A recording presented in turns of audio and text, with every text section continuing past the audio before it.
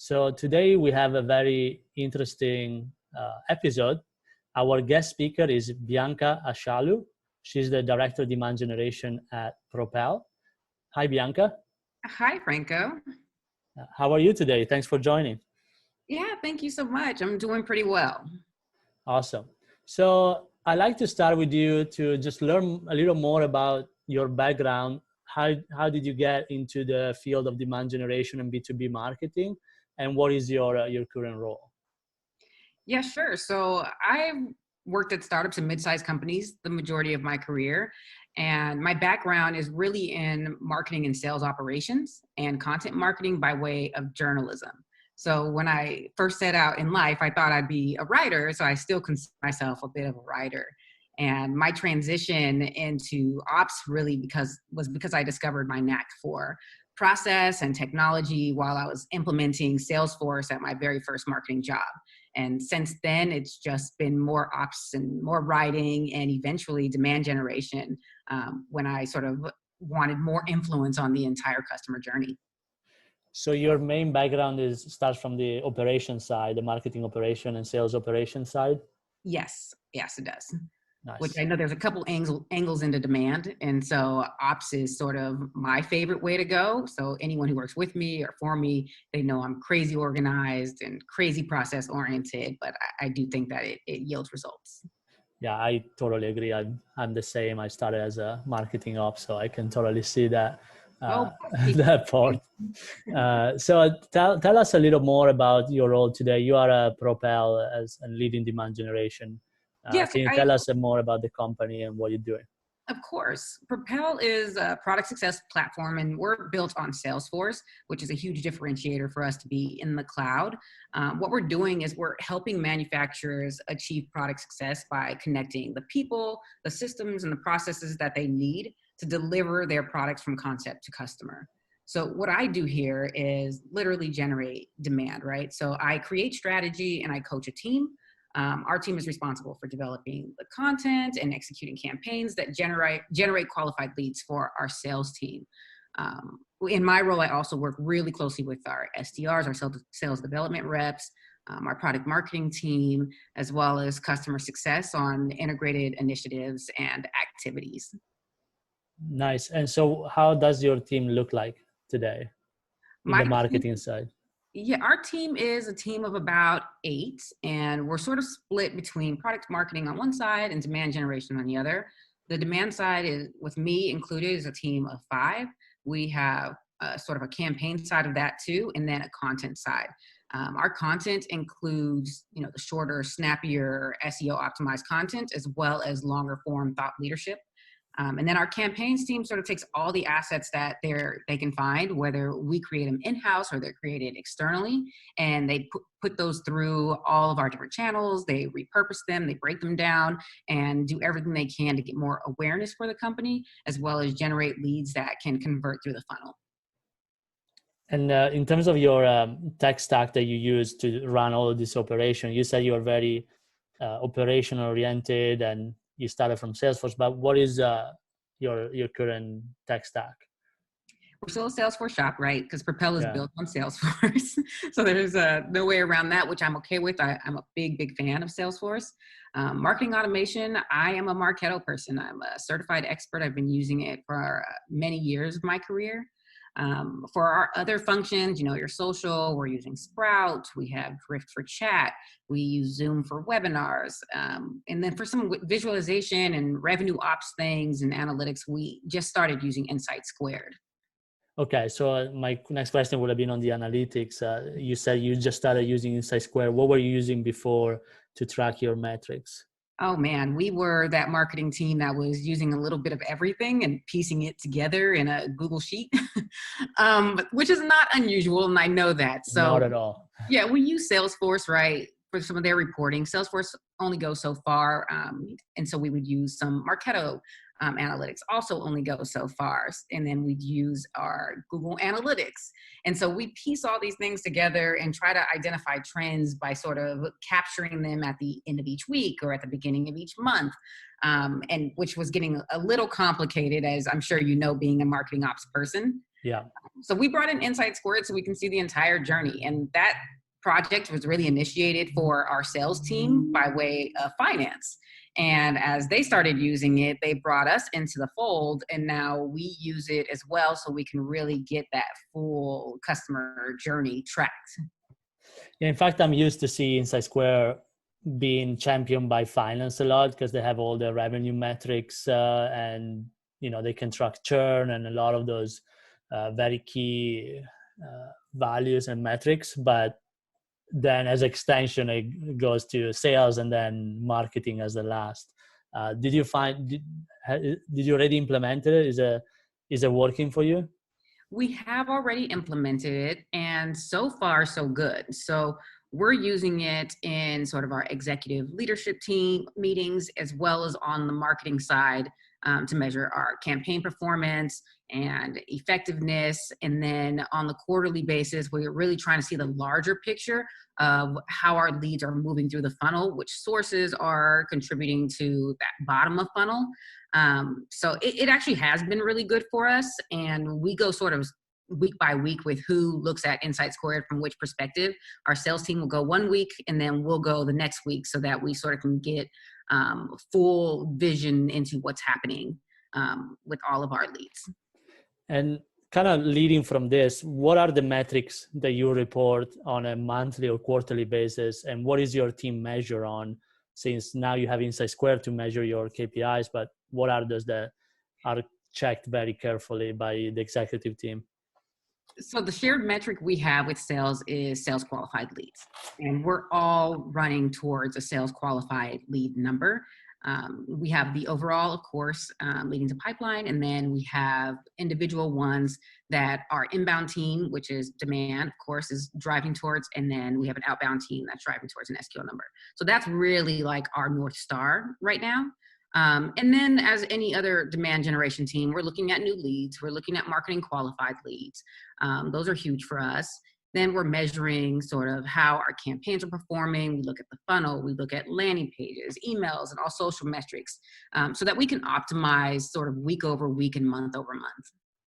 Okay, but in terms of the metrics that are reviewed at the executive level, because the campaign, I assume you review internally to know where to put more money or where to cut some of those that are not driving results. Mm-hmm. But in terms of the main metrics, you said is SQL. What are you looking? Are you looking at pipeline as well? It's SQLs primarily. That's where we're starting at.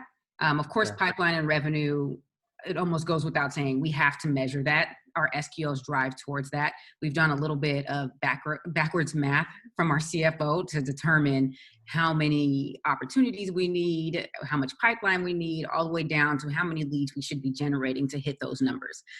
So SQLs is a good sort of middle point that launches us into the rest of our pipeline and revenue goals. And what is your definition of an SQL? That's a great question, and I'm glad you asked. It's been a little bit of a moving target, to be honest. But right now, we're saying if our sales team talks to someone who has at least 2 BANT criterias, meaning they have the budget, they're the authority to make a decision on that, there's a need or the timeline is set, then we move them along to sales qualified. But do they have to have the meeting first? Or is before the meeting happens they become an SQL? They have a meeting. So we have a pretty set process for our SDRs to follow up. It's like a 21-day process. And in that time, they're trying to schedule that meeting for our account executive. The AE will then have that meeting and determine sales qualified status. And at that point, they create the opportunity in Salesforce, or they already created by the SDR? They would create their own opportunity. The AE does. Right? AE, yes. Okay, very good. And do you also have a definition for the MQL? Marketing qualified leads are by score. So by score, you can either raise your hand, of course, by filling out a contact or demo request, and that's going to auto MQL you, or you can engage with all of our campaigns and emails and things, and that'll score you up on the behavior side to trigger an MQL. But you also have a requirement on the demographic? We do loosely. Loosely. So we have broken out our target list by persona. And so we're bringing in some of that information into our demographic scoring now. Before it wasn't as set, so we were relying heavily on behavior. Now that our messaging is a little bit more standardized, we know who we're going after. The demographic scoring is closely behind. We're getting there. Perfect. Yeah, I really enjoyed this kind of geeking out on the operation part. Is my most enjoyable conversation so far. I'm happy to hear that because I know how it drives other people crazy.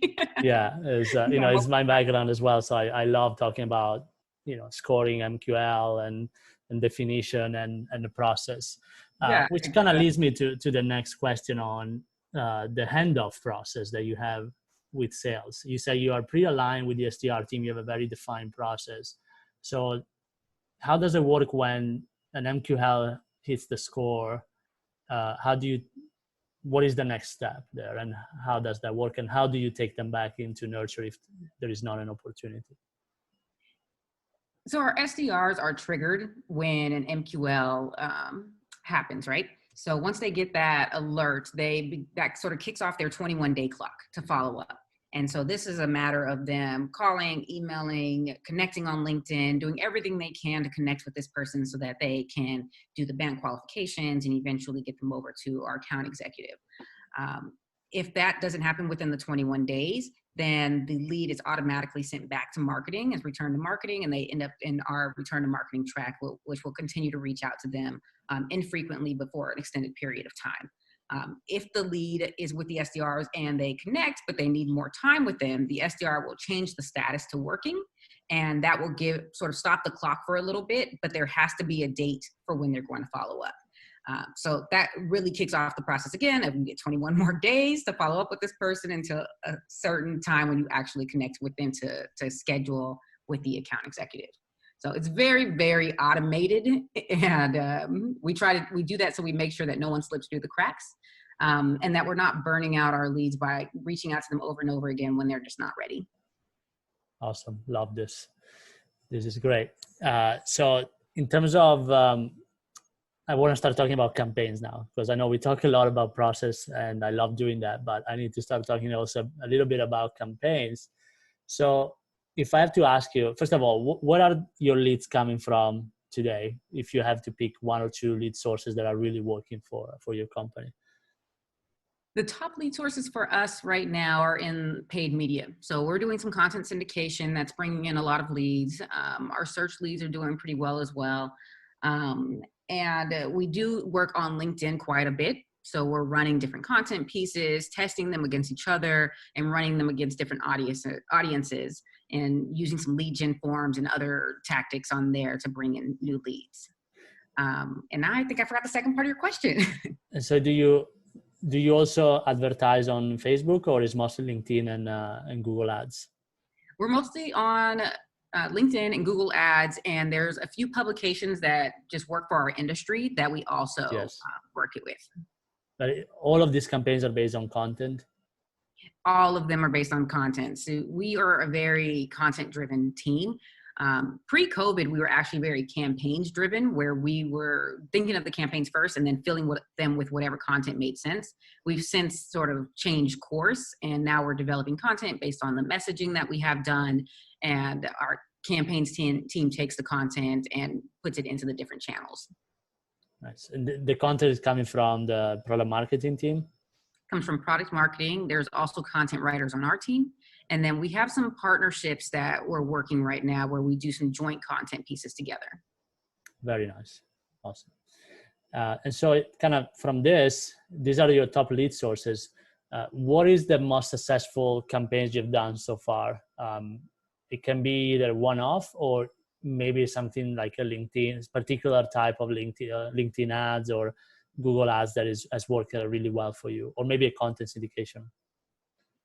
So is this sort of like any time ever, or just at Propel? I would say both, Propel and also in general, like anything that we can, learn from. Yeah. Okay. So I can kind of go back in the day to a retail analytics company I worked for. Yeah. This is an integrated campaign. And so I don't think I have anything that's just a one and done. We did one channel, one piece of content, and it just took off. I find that because I'm always at smaller companies, awareness is a big challenge. And so you sort of have to meet people where they are, multiple formats and multiple channels. And so when I was at the retail analytics company, we had pretty much saturated the US enterprise market, and we were looking to get into mid-market. So your smaller retailers, direct to consumer retailers. But the challenge with those is that they sort of had a perception issue. They didn't think they needed what we were selling. And they were fine to just continue working the way that they had been working. We also had limited resources. We only had one person who was now on the sales side working the mid-market. And so we partnered together to come up with something that would sort of educate this market and also convert them in sort of a shorter term way than what we had typically been used to with enterprise, which could take up to 12 months. So with this campaign, we created content, of course, an evergreen piece of content that was a pretty successful ebook. We also did a summer webinar series, and we vertically segmented all of our nurture campaigns within the mid-market too, so we can be very personalized and very targeted with the information we sent out. And then we attended some smaller regional events to sort of support those segments and pull in new leads. So the outcome of all that was that, yes, we generated a bunch of leads, which was fantastic. But I think what was even more important is that we got a lot of traction within the mid-market, including some really well-known consumer brands. And this led to getting more support and more resources from the company. And our mid-market account team grew from pretty much one person to 6 in a matter of 6 months because we had to support all the business we were doing. So that's one of my favorite campaigns, most successful, probably. Would you define that as kind of an account-based marketing approach that you took there with the mid-market segment, or how would you classify that?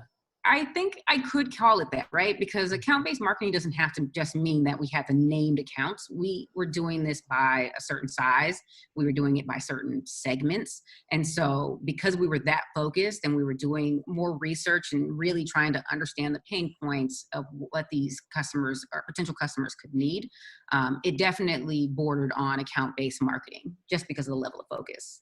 And is this something you're doing at Propel as well, the account-based marketing approach, or you think you're more of a hybrid approach there with inbound and account-based marketing?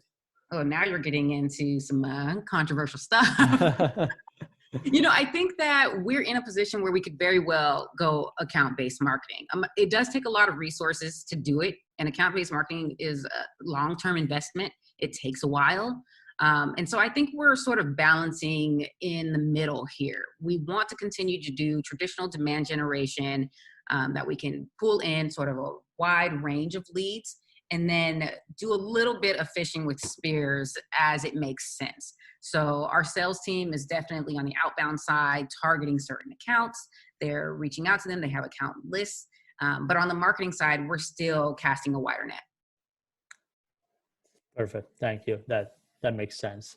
And in terms of your least successful campaign, kind of taking the opposite approach of the previous one, is there anything that you tried and it just didn't work as a test, maybe?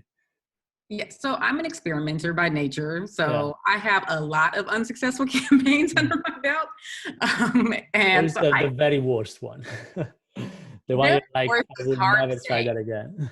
What I can do is share a recent example, right? So right before shelter in place took effect, I had just nailed down our strategy for what we're going to do pretty much the remainder of the year.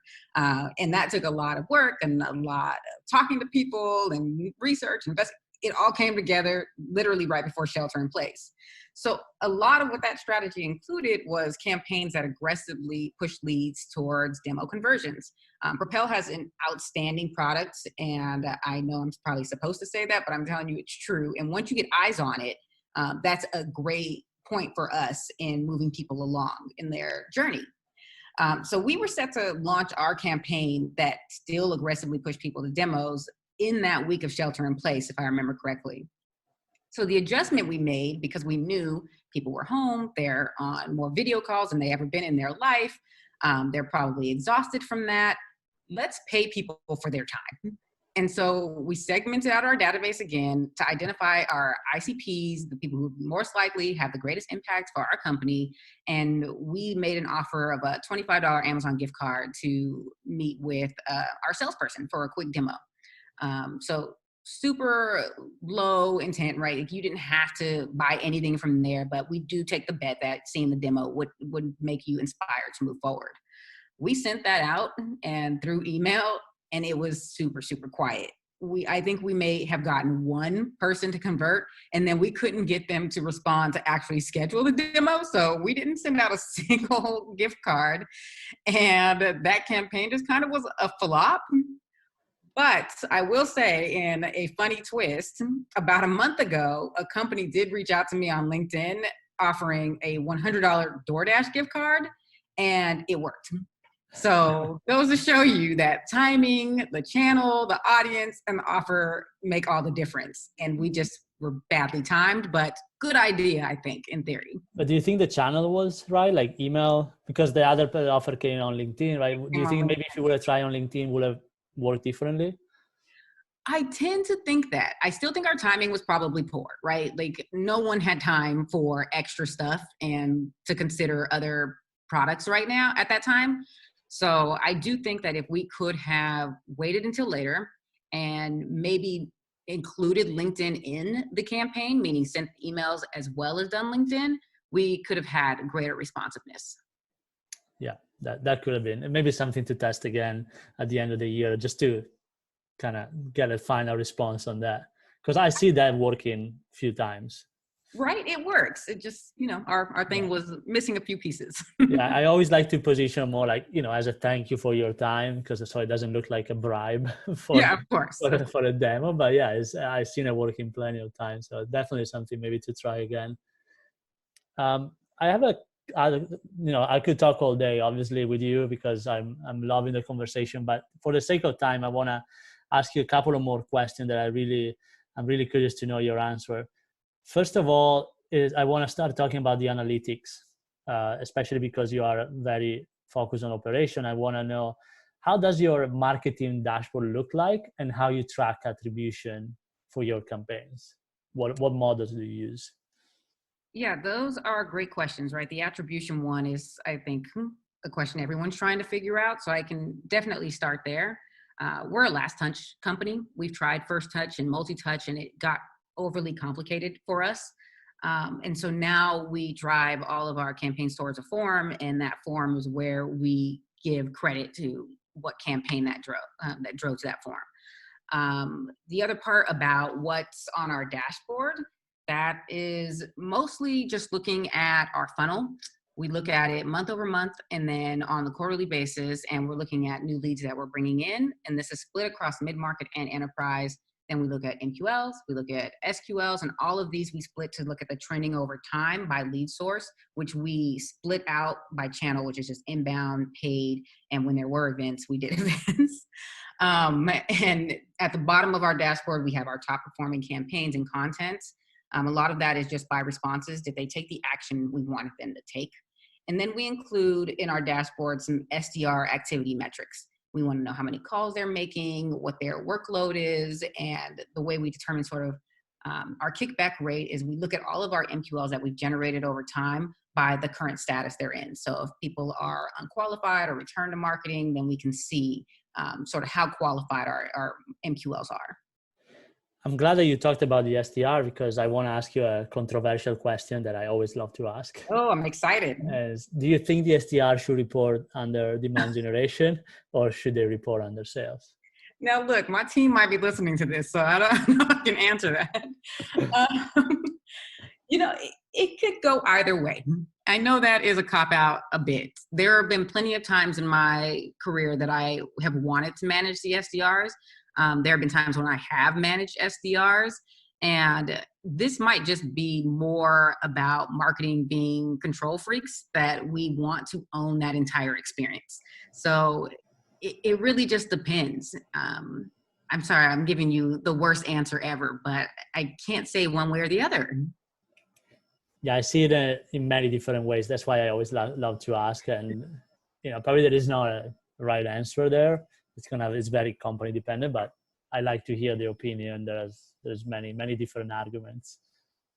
Yeah, seriously. And I probably have heard them all, and I may have made many of them myself. And so I kind of tend to go with whatever is working at this time. And when I feel it doesn't work, then I sort of start complaining about it again. Awesome. And so before I leave you, I want to ask you one last question that if you can share with us. Is there any hack that you have tried? Maybe it can be on the operational side or a campaign or a trick that it turned out to be very successful and profitable for the companies you were working. I like this question a lot because there's so many hacks. And so I think I'm going to go on the creative side, right? Because what's been the most successful thing for me in my career and what I see from other marketers is really just knowing how to write. And I'm not talking about in the way that like you're an English major, you know how to put words together, but I'm talking about really looking for existing content from product marketing or wherever you can get it, piecing it together in different formats for ads, for emails, for landing pages, even taking something large and breaking it down into ebooks, repurposing. That is a skill that will take you so far, and you don't have to wait for anyone to get things done. You don't have to reinvent the wheel. You just sort of steal things, and it really helps in every possible way. So there's no other skill that I can really say has taken me any further in my career. And it's something I look for and something I even train for with the people who work with me. Awesome. This is a great hack. Thanks for sharing this. I'm sure our listeners are going to love to try it. And repurposing content has been something that I wasn't doing enough, I think, in my career. And when I started doing it, all of a sudden it kind of opens a new world. Oh, absolutely. It changes everything. You can use things a million different ways. Awesome. Thank you, Be'Anka. This was absolutely great. It was a pleasure speaking with you today. Thank you so much for having me. This was great. Thanks everyone for listening today, and we hope to see you to meet you again in the next episode. Thanks again, Be'Anka. All right. Thank you.